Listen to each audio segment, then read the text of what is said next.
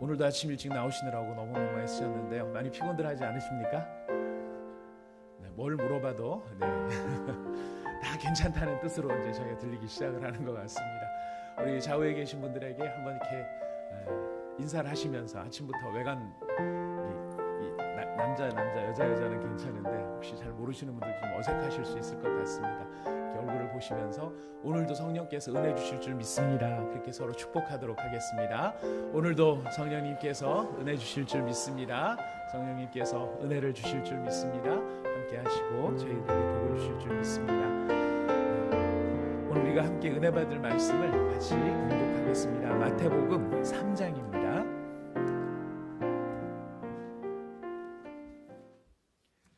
마태복음 3장 16절 17절 말씀입니다. 마태복음 3장 16절 17절 말씀 우리 함께 한 목소리로 같이 이 본문 말씀을 읽도록 하겠습니다. 우리가 함께 읽는 이 말씀은 지금도 살아계신 하나님의 말씀입니다. 함께 읽겠습니다. 예수께서 세례를 받으시고 곧 물에서 올라오실새 하늘이 열리고 하나님의 성령이 비둘기같이 내려 자기 위에 임하심을 보시더니 하늘로부터 소리가 있어 말씀하시되 이는 내 사랑하는 아들이요 내 기뻐하는 자라 하시니라. 아멘. 우리가 성령의 기름 부으심 혹은 성령 충만, 성령 세례 이것을 꼭 이해를 하고 또 이런 은혜를 우리가 누려야만 하는 이유는 무엇이냐면 우리가 예수 그리스도의 제자다, 우리가 예수님의 제자가 되었다라고 우리가 고백하고 있습니다. 그런데 우리가 예수님의 제자로서 우리에게 주어진 우리의 일상의 삶을 살아야 되지 않습니까? 날마다 교회 나와서 전도하고 봉사하는 것만 있는 게 아니라 아침에 출근하고 또 어떤 분은 학교에 가기도 하고 또 가정주부로서 가정을 돌봐야 하기도 하고 이런 우리의 일상의 삶이 있습니다. 근데 바로 그 일상의 삶의 자리에서 어떻게 예수님의 제자로서 우리가 살아갈 수 있을 것인가, 또 예수님의 제자다운 힘을 어디서 얻을 것인가 했었을 때 우리의 힘의 원천이 바로 말씀과 성령을 통하여서 나타나게 됩니다. 그 말씀을 우리가 말씀을 읽을 때 그 말씀 우리 가운데 깨달아지게도 하시고요. 또 하나님께서 약속해 주신 모든 말씀이 우리 가운데 직접 경험되고 실현되도록 하게 해주시는 바로 그 성령의 능력, 그 능력이 말씀과 성령이 함께 우리 삶 속에서 나타나게 될 때 우리가 예수님의 제자로서의 권능이라고 말씀드렸죠. 권세와 능력이 우리의 삶 속에서 나타나게 됩니다. 우리가 이 일을 위해서 특별히 제자 훈련을 저희가 받기도 하는데요. 제자 훈련은 너무너무 참 귀하고 참 아름다운 사역이라고 생각을 합니다. 하지만 기억해야 될 것은 이 제자 훈련을 받으면 자동적으로 우리한테 그 예수님의 제자로서의 권능이 생기는가? 그러면 좋겠습니다. 또 그렇게 바라고 우리가 제자 훈련을 합니다. 하지만 제자 훈련에 있어서 이제 중요한 초점은 어디에 있느냐면은 하나님의 인도하심에 내 안에 내주하시는 성령님에게 반응하는 법을 배우는 것이고 훈련을 하는 것입니다. 그러니까 자동적으로 되는 것은 아니라는 뜻이죠. 이런 훈련을 통해서 우리가 더 초점을 모으고 우리의 마음을 들이는 것은 있지만은 제자 훈련이라고 하는 걸 통해서 자동으로 다 되는 것은 아닙니다. 그렇기 때문에 자동으로 다 안 되기 때문에 우리가 더욱 마음을 들여서 주님, 이 훈련의 프로그램을 마쳤습니다. 아니 저 훈련을 잘 마쳤습니다. 하는 것으로 머물 것이 아니라 이 훈련을 통해서 배운 이 믿음의 내용들이 저의 삶 속에서 실제로 나타나게 하시고 이루어지게 하여 주옵소서. 그 권능이 나타나야 사실은 진짜 제자다운 제자다라고 말할 수 있게 될 것입니다. 우리가 이제 이런 성령의 충만함, 막 이런 그 은혜의 이야기들이나 이런 걸 듣다가 보면은 혹시 내가 성령 충만을 잘못 받으면 이제부터 저 할렐루야 아줌마가 되는 게 아닌가 이런 생각이 들어서 이제 사역도 삶도 다 이렇게 내려놓고 우리가 막 다니면서 막 이렇게 우리가 봤었을 때 별로 썩 덕스럽지 않아 보이는 시끄러운 아줌마들처럼 되는 게 아닌가 이런 오해 같은 부분들이 있는 것 같아요. 저는 그런 분들을 폄훼하고 싶은 마음은 전혀 없습니다. 그건 아무나 할 수 있는 것도 아니고요. 하고 싶다고 할 수 있는 것도 아닙니다.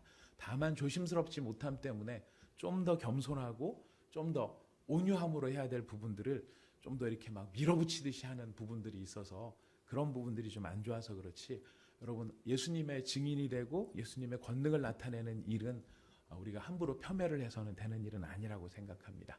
하지만 오해를 하나를 풀어야 될 게 어디 있느냐면, 바로 그런 이 기도를 해줬을 때 그 기도의 능력이 나타나고 또 치유의 능력이 나타나고 아니면 회복의 능력이 나타나고, 우리의 삶 속에서 우리 함께하는 가족들이나 친구들이나 친지들을 위해서 우리가 기도를 했었을 때 그 기도를 받고 누군가가 마음이 새로워지고 병이 낫고 하는 일들은 목회자의 일입니까? 평신도의 일입니까?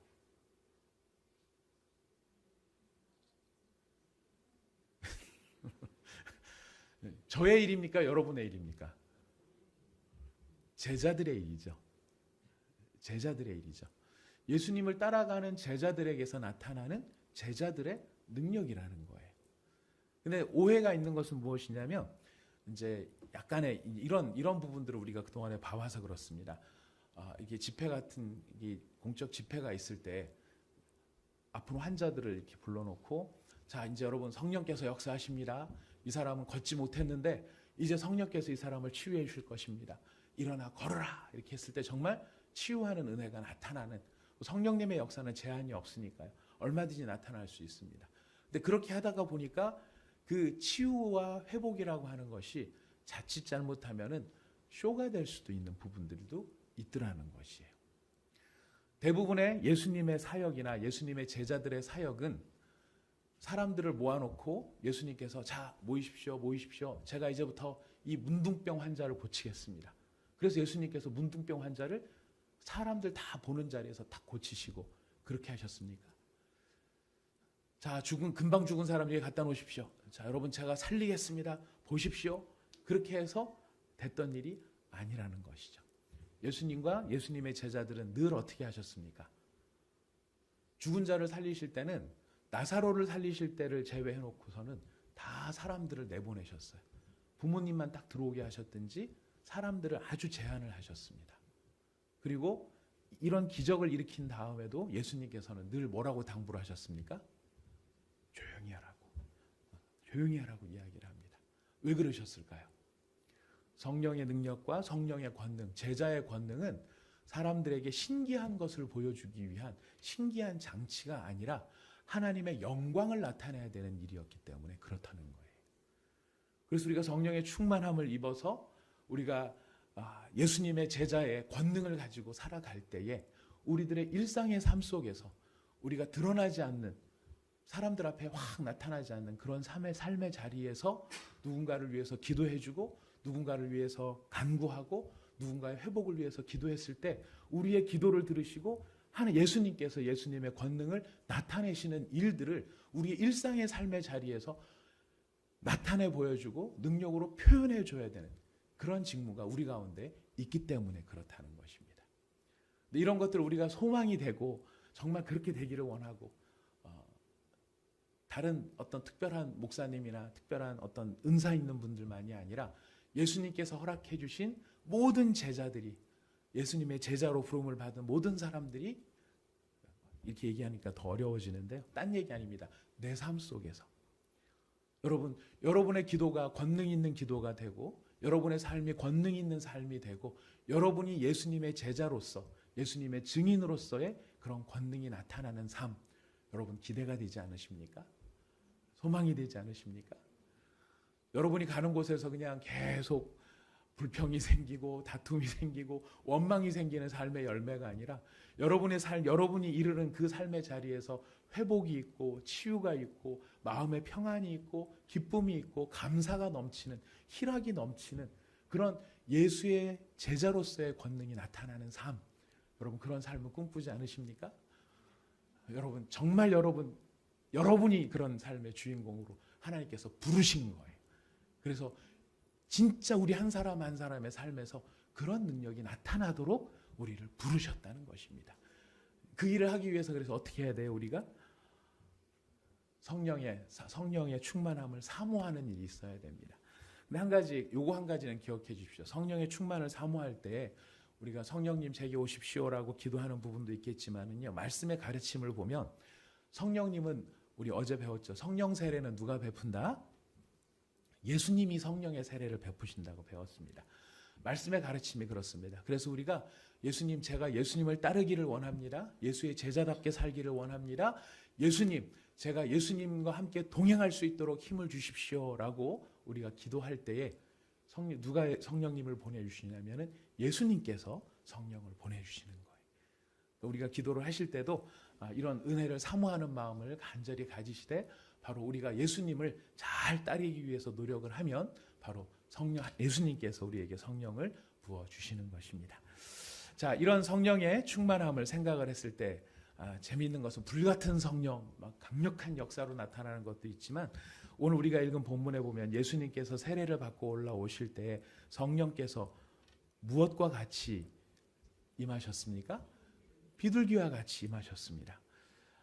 제가 이 부분을 이렇게 말씀을 나눌 때마다 느끼는 건데요. 제자 훈련을 할 때도 그렇고 다른 소그룹 할 때도 느끼는데 우리 많은 자매님들이 비둘기같이 임했다라고 하시면 임했나 보다 생각은 하지만 늘 질문이 있어요. 왜 하필 비둘기인가요? 왜냐하면 우리가 인식하는 비둘기들은 어떤 것들이에요? 소위 말하는 닭둘기들이라고 하는 애들이죠. 막 돌아다니면서 막 지저분하고 쓰레기 쪼아먹고 있고 막 간밤에 누가 이렇게 해놓은 거 있으면 거기 가서 막 쪼아먹고 이거 뭐 너무 더러운데 왜 저런 더러운 비둘기 같이 이렇게 예수님 가운데 임하셨을까? 심지어 우리 가요 이거 준비하다 보니까 갑자기 그 노래가 생각이 나더라고요.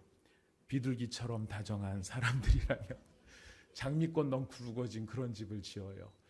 근데 굉장히 비둘기가 좋은 것 같이 생각이 되는데 우리가 경험하는 비둘기들은 안 그렇거든요. 장콕토라는 사람이 있습니다. 그 사람이 지은 아주 짧은 시가 있어요. 2마리의 산비둘기가 상냥한 마음으로 사랑하였습니다. 그 나머지는 차마 말씀드릴 수 없습니다. 이런 시가 있습니다. 혹시 들어보신 적 있으신가요? 여러분들은 어디에 관심을 갖고 살아가시는지 제가 모르는 훨씬 좀 많은 것들에 관심을 가지실 거예요. 근데 이 시의 제목이 뭐냐면 산비둘기예요. 여러분 저도 잘 몰랐는데요. 이 말씀을 공부를 하다가 보니까 그런 차이가 있더라고요. 우리가 참 이게 성경의 문화와 성경의 상황을 알면 훨씬 말씀이 풍성하게 다가오겠구나 이런 생각이 들었는데요. 비둘기에는 2가지 종류의 비둘기가 있대요. 하나는 피존이 있고 하나는 도브가 있대요. 피존도 알고 도브도 아시죠? 근데 우리는 다 피존이든 도브든 다 뭐예요? 그냥 비둘기예요. 그죠? 다 비둘기인데 피존은 2개 다 무슨 상표 이름이네요. 피존은 섬유 유연제인가요? 도브는 비누 이름인가요? 피존은 집비둘기예요. 그리고 도브는 산비둘기예요. 차이가 있대요. 이 둘은 비둘기라는 이름으로는 같지만 완전히 서로 성향이 다른 애들이래요. 집비둘기인 피존은 훈련을 할 수 있어서 사람이 키울 수가 있는 반면에 산비둘기인 도브는 길들일 수가 없대요. 야생으로 살아가야 된답니다. 피존은 상당히 공격적이지만 도브는 굉장히 사랑스럽다 그러고요. 피존은 잠시도 가만히 있질 않는데요. 아시죠? 사방 돌아다니면서 이러면서 이제 돌아다니는 얘들이 잠시도 가만히 있지를 못하는데 도브는 굉장히 온화하다고 합니다. 피존은 그 특성상 평생을 살아가면서 여러 마리와 교미를 하면서 새끼를 낳는데 도브는 일평생 한 마리와만 짝을 짓고 살아간다고 합니다. 도브는 환경이 온화하고 조용하고 평안한 곳에 내려와서 머물 수 있지만 이것이 환경이 시끄러워지고 불편해지면 바로 사라져버리는 것이 도브라 그래요. 그러면 성전에서 제사를 드릴 때 썼던 비둘기는 닭둘기인 피존일까요? 도브일까요? 분위기 딱 보시니까 아시겠죠? 도브였어요. 그리고 이 노아가 홍수가 끝난 다음에 비둘기를 내보내가지고 물이 감했는지 안 감했는지를 보잖아요. 그때 날려보냈던 비둘기가 바로 이 도브예요. 근데 이 도브인 비둘기를 이름으로 만드는 게 있는데 그 이름이 무엇이냐면 요나예요. 요나라는 요나를 아시죠? 그 요나의 이름의 뜻이 비둘기인데 비둘기가 그냥 비둘기가 아니고 바로 이 산비둘기라고 하는 거예요. 그래서 노아가 요나를 날려보냈다가 요나가 나중에 소식을 갖고 노아에게로 돌아오는 그런 재미있는 워드플레이가 그 히브리어에서 나타나고 있습니다. 자, 그런데 성령님께서 예수님께 임하셨을 때에 피존으로 임하셨을까요? 도읍으로 임하셨을까요? 예. 우리가 이 문맥을 이해를 하면은요, 아가서라든가 또 선지서에 보면은 비둘기를 비유로 해가지고 이야기하시는 게 많아요. 아가서에 보면은 너는 비둘기 같고 뭐 비둘기처럼 다정한 사람들이 서로 사랑을 나누는 그런 모습들이 집비둘기의 모습이 아니고 바로 이런 산비둘기의 특성을 이것을 가지고서 설명하시는 그런 비유가 성경에 나타난다는 것입니다. 성령님은 우리가 일단 기본적으로 하나는 분명히 확인하게 깔고 가야 되는 게 하나 있어요. 그건 뭐냐면 우리를 구원하셔서 하나님의 자녀 삼으시는 성령의 사역은 한번 우리 가운데 시작이 되면 변합니까? 변하지 않습니까? 그건 절대로 변하지 않아요. 그렇게 우리 가운데 역사하셔서 우리를 예수님의 제자로 삼으시고 하나님의 자녀로 삼으시는 그런 성령님의 역사는 전혀 어떤 일이 있어도 변함이 없어요. 하지만 이렇게 우리 가운데 예수의 제자로서의 삶을 살아갈 수 있도록 우리 가운데 임재하시는 성령의 세례 혹은 성령의 기름 부으심으로 나타나는 이런 현상들에 대해서의 성령은 상당히 민감하신 분이시고 상당히 주도적이신 분이시다라고 하는 것으로 지금 성경은 우리에게 이야기를 하고 있습니다. 예수님께서 성령이 임하셨을 때 예수님의 어디 위에 임하시죠? 머리 위에 임하세요. 참 재미있는 표현이라고 저는 생각을 합니다. 예수님의 마음에 임했다. 예수님의 이렇게 영혼에 임했다라고 표현 안 하고 예수님의 머리 위에 임했다라고 이야기를 해요. 성령님께서 왜 예수님의 머리 위에 임하셨는가? 그것은 이제 이 도브라는 말을 통해서 표현을 성경이 설명을 쭉 해나가는 것인데요. 성령님은 굉장히 민감한 인격을 가지고 계신 분이십니다. 그래서 아까 말씀드렸죠. 도브는 환경이 조용하고 평안한 곳에는 머물 수 있지만 조금이라도 소란스럽고 시끄러운 상황에서는 바로 떠나가 버리는 특징이 있다 그랬어요. 우리 가운데 구원을 이루시는 성령님은 절대로 떠나지 아니하시지만은 우리 가운데 기름 부으심으로 임재하시고 성령의 세례로 임재하시는 성령님께서는 굉장히 민감하시기 때문에 성경에 보면 두 가지 이 성령님에 대한 우리가 유의해야 될 부분을 말씀을 하고 있습니다. 성령님은 근심하실 수 있습니다. 에베소서 4장 30절에 보면은요. 하나님의 성령을 근심하게 하지 말라. 그 안에서 너희가 구원의 날까지 인치심을 받았느니라 라고 이야기를 해요. 성령이 어떻게 하신다고요? 근심하실 수 있다는 거예요. 우리를 보시면서 우리의 현재 태도나 우리의 생활 양식을 보시면서 성령님께서는 때로 우리들을 바라보시면서 근심을 하게 되는데 어떤 때 근심을 하시느냐? 이건 우리가 중요하기 때문에 찾아봅니다. 4장 31절, 에베소서 4장 31절에서 5장 7절까지입니다. 에베소서 4장 31절에서 5장 7절까지인데요.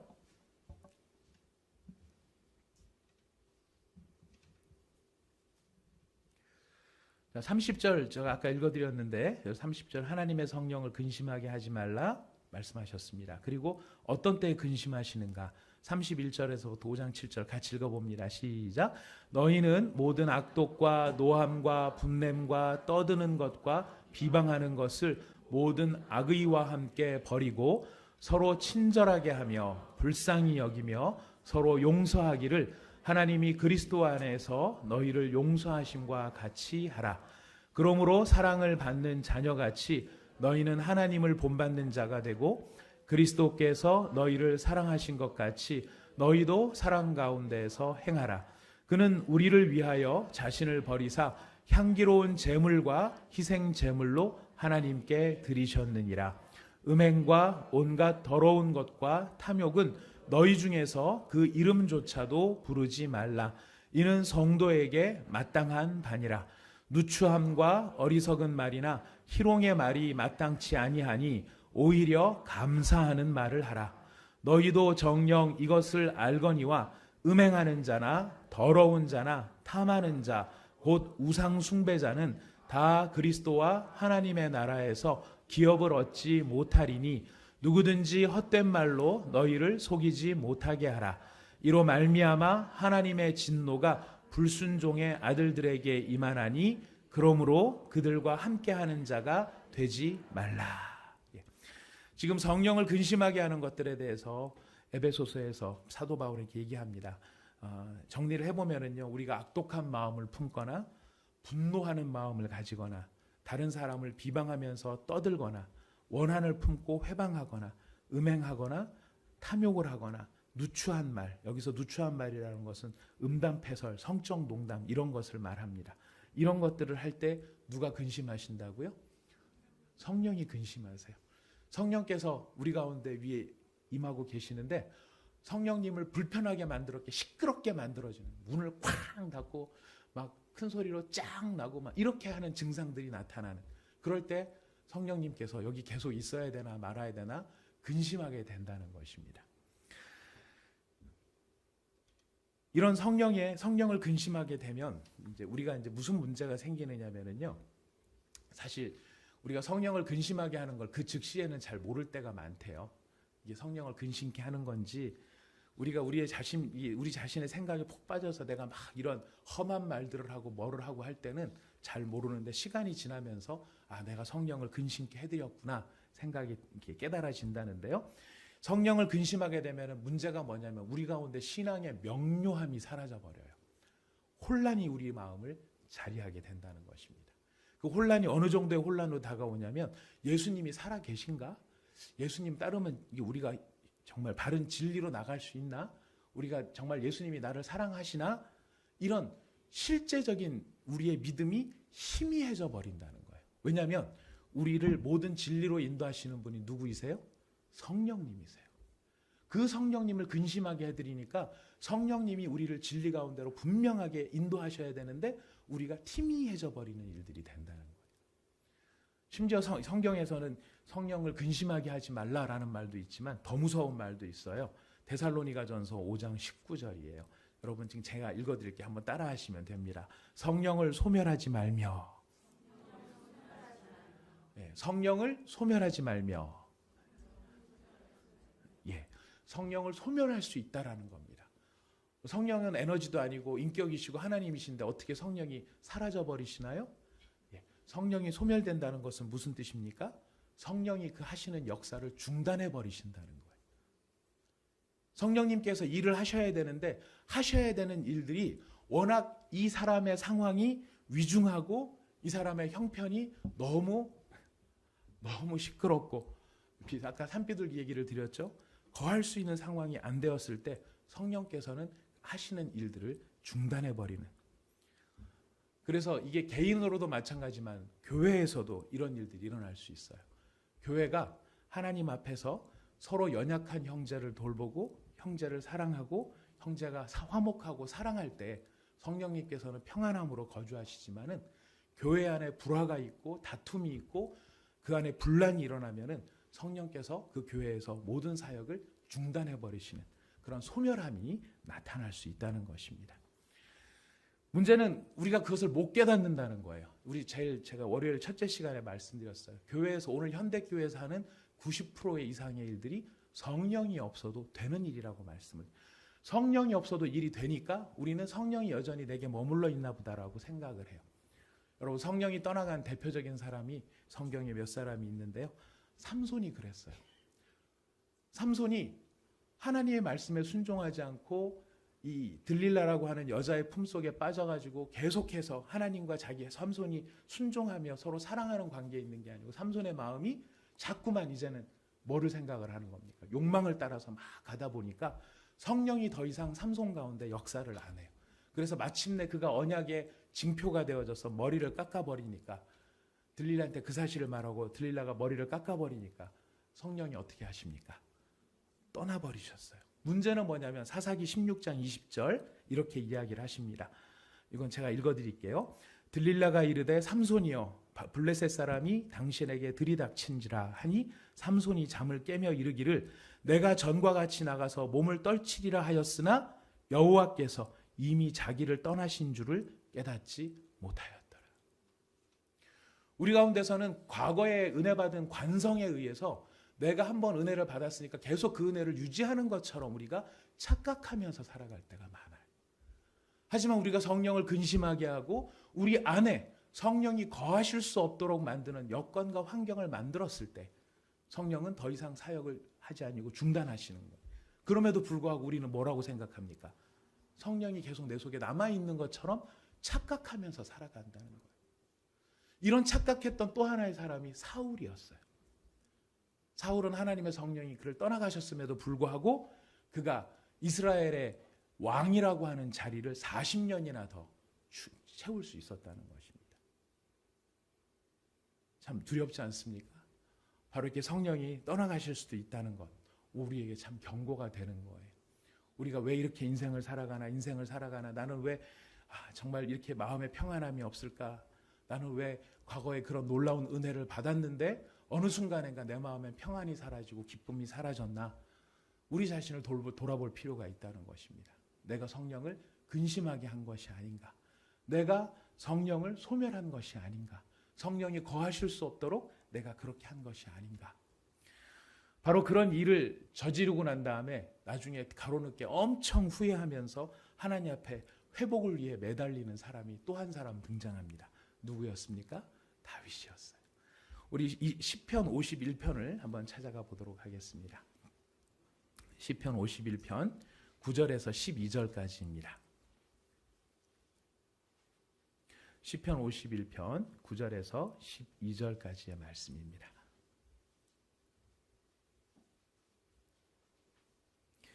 시편 51편 9절에서 12절 함께 읽어보겠습니다. 시작. 주의 얼굴을 내 죄에서 돌이키시고 내 모든 죄악을 지워주소서. 하나님이여 내 속에 정한 마음을 창조하시고 내 안에 정직한 영을 새롭게 하소서. 나를 주 앞에서 쫓아내지 마시며 주의 성령을 내게서 거두지 마소서. 주의 구원의 즐거움을 내게 회복시켜 주시고 자원하는 심령을 주사 나를 붙드소서. 다윗이 밧세바와의 죄를 저질렀을 때 하나님이 너무너무 싫어하시는 일을 하셨죠. 문제는 이 죄를 저지른 것만이 아니라 다윗은 저지른 죄를 은폐하기 위해서 하나님을 속였고 사람들을 속이기 위해서 밧세바의 아내인 우리아를 살해하기까지 했습니다. 그리고 그것을 마치 아무 일도 없었다는 듯이 시치미를 뚝 떼고 1년을 지나갑니다. 1년 동안 지난 죄를 저지르고 난 다음에 1년 동안 다윗이 은폐하고 있었던 거예요. 근데 하나님은 은폐하지 않으셨죠. 나단을 보내셔서 대면하셨습니다. 직면하셨습니다. 그리고 그 사실을 깨달았을 때 다윗이 하나님 앞에 통곡을 하며 이런 기도를 드렸던 내용이 이 기도입니다. 여러 내용들이 다 중요하지만 오늘 우리가 성령과 관련해서 보면 주의 성령을 어떻게 하지 말아달라고 간구합니까? 내게서 거두지 말아달라. 내게서 거두지 말아달라. 왜 다윗은 하나님 앞에 성령을 거두지 말아달라고 이렇게 애원하며 간구하며 눈물로 통곡을 하며 통회를 하고 있을까요? 이유는 하나입니다. 다윗이 경험이 있기 때문에 그래요. 어떤 경험이 있느냐면 성령이 떠나간 한 사람을 본인이 목격한 적이 있었거든요. 누구냐면 사울이었어요. 성령이 떠나버린 사울이 어떻게 미쳐갔는지를 그가 똑똑히 목격한 게 있었어요. 성령이 사울을 떠나시니까 사울이 미쳐가는데 무엇으로 미쳐가죠? 여호와의 부리신 악령이 그에게 임하였다 그래요. 여호와의 부리는 악령이 귀신이 악한 마귀가 그의 마음속에 들어가가지고 일을 하는데 막 귀신 들린 증상이 막 거품을 물고 이런 걸로 나타나는 게 아니에요. 그의 눈을 멀게 해요. 무엇으로? 질투심으로. 다윗을 향한 질투심이 씨앗으로 들어와서 줄기로 자라나서 꽃으로 피고 열매를 맺다 보니까 그것 때문에 다윗이 어떻게 됩니까? 죽을 뻔하거든요. 2번씩이나 죽을 뻔했어요. 그게 누구 때문에 그래? 뭐가 사라지니까 그렇게 나타나요? 성령이 사라지니까. 다윗이 본 거예요. 성령이 사라지면 사울이 성령이 사라져버리니까 왕은 왕이지만 하나님 앞에서 저렇게 미쳐 돌아가더라. 누가 그렇게 될 수 있는 거예요? 자기가 그렇게 될 수 있더라는 거예요.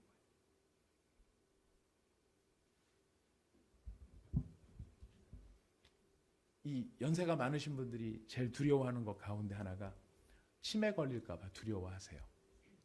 왜 치매를 걸릴까 봐 두려워하냐면 경험이 있거든요. 치매 걸린 사람이 어떻게 그의 노년을 비참하게 보내는지, 그의 자녀들 힘들게 하는지를 본 게 있거든요.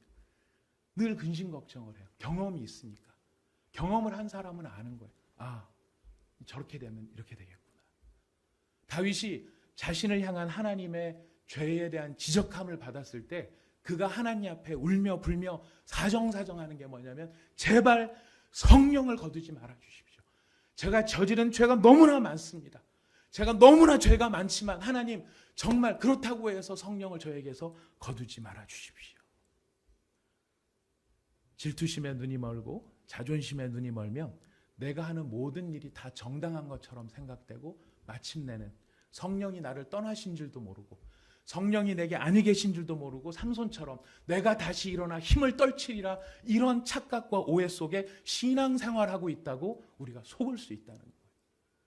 성령 없이 목사할 수 있고 성령 없이 순장할 수 있고 성령 없이 집사할 수 있고 성령 없이 다른 일들을 할 수 있다는 이것이 두려움인 거고 무서움인 것이. 우리 성경을 한 군데만 더 찾아보겠습니다. 그리고 기도하는 시간을 가질 텐데 요한복음 1장 32절입니다. 요한복음 1장 32절입니다.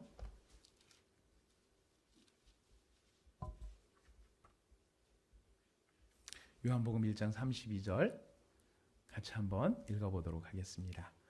요한복음 1장 32절 말씀입니다. 요한복음 1장 32절 시작.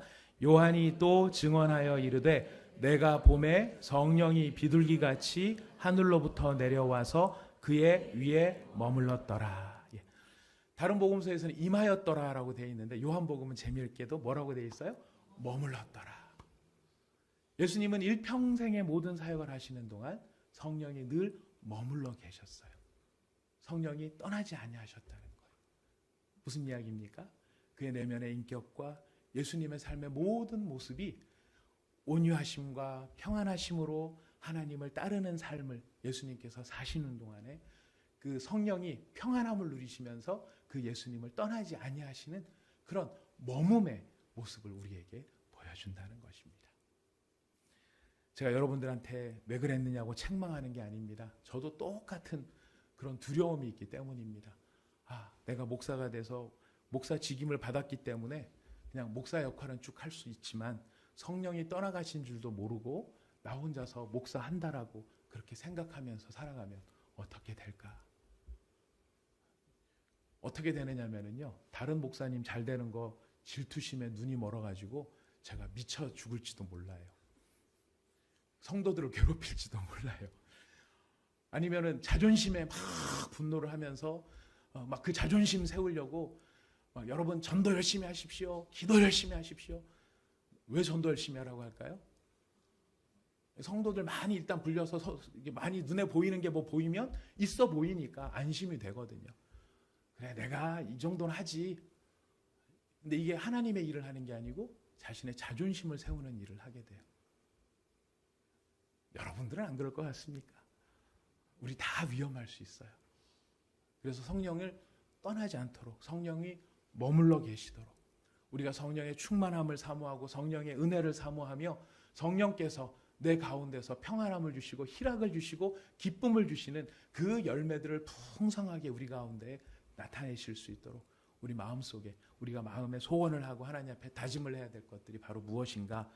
성령을 근심하지 않도록 성령을 소멸하지 않도록 그 성령이 내 위에 언제나 머물러 계실 수 있도록 우리가 주를 따르는 그런 사람들이 되어야 할 것입니다.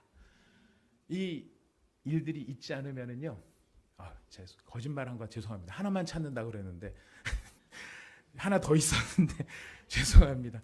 요한복음 3장입니다. 한 장 뒤로만 한 장만 넘기시면 3장 36절이에요. 요한복음 3장 36절입니다. 요한복음 3장 36절 같이 읽겠습니다. 시작. 아들을 믿는 자에게는 영생이 있고 아들에게 순종하지 아니하는 자는 영생을 보지 못하고 도리어 하나님의 진노가 그 위에 머물러 있느니라. 성령이 머물러 있으시기를 원하십니까? 하나님의 진노가 머물러 있으시기를 원하십니까? 할렐루야, 아멘. 우리 부인할 수 없어요. 성령이 우리 가운데 머물러 있기를 원해야 됩니다. 우리가 바로 그런 은혜를 누리기 위하여서 하나님 앞에 우리 기도하러 나갈 때에 우리 기쁨으로 찬양 340장입니다. 정결한 마음 주시옵소서. 오 주님, 이 찬양 드린 후에 주님, 우리가 성령의 충만함을 사모하고 성령의 임재하심을 사모합니다. 그리고 사실 이 가운데 계신 많은 분들이 이미 성령께서 내 속에 내 위에 계셨을 때 그 은혜를, 그 권능을 누리신 경험이 있으신 분들이 많이 계십니다. 근데 여러분, 어느 사이엔가 우리 마음에 희락이 사라지고 기쁨이 사라지고 우리 마음속에 감사가 사라지고 우리의 마음에 분노와 질투와 자존심의 눈이 멀어서 온갖 이상한 것들을 쏟아놓는 그런 마음이 혹시 되고는 있지 않은지 오늘 이 시간이 찬양을 부르면서 주님, 다시 그 성령의 충만함을 회복할 수 있기를 원합니다. 예수의 제자로서 예수님을 온전히 따르며 예수님께서 보내주시는 그 성령의 임재하심 속에 주님, 이런 은혜를 다시 회복하기를 원합니다. 이런 고백을 담아서 우리 같이 찬양하도록 하겠습니다. 정결한 마음 주시옵소서. 정결한 마음 주시옵소서. 오 주님, 정직한 영을 새롭게 하소서.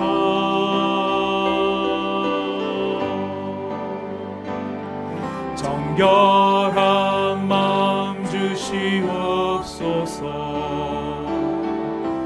오 주님, 정직한 영을 새롭게 하소서.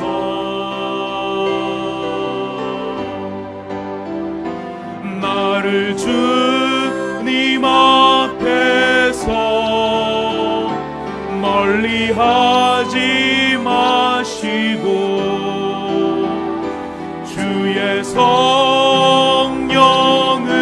거두지 마옵소서. 그 구원의 기쁨 다시 회복시키시며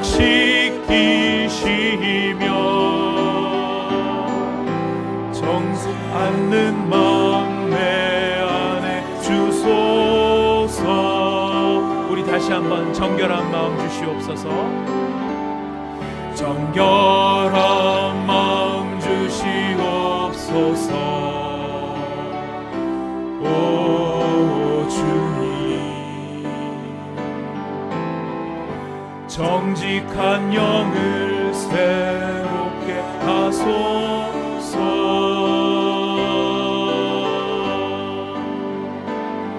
정결한 마음 주시옵소서.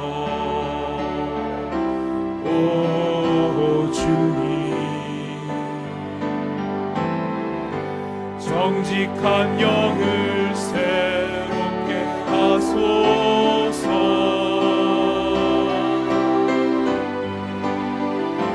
나를 주님 앞에서 멀리하지 마시고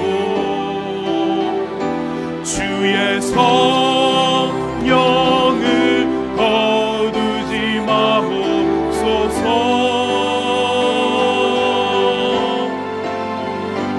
그 구원의 기쁨 다시 회복시키시고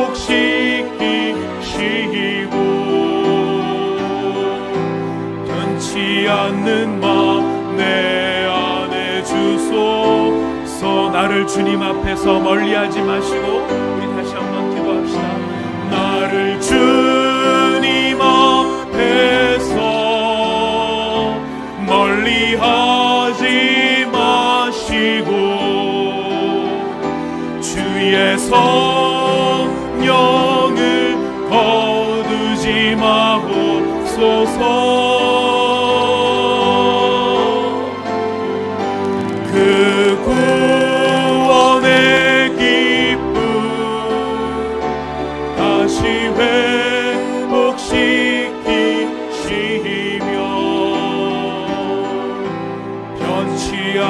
모든 마음 내 안에 주소서.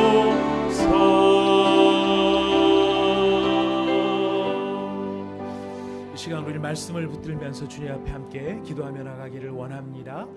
하나님, 저의 안에 성령을 거두지 말아 주옵소서. 저의 위에 임재하신 주님의 성령이 저를 떠나지 않기를 원합니다.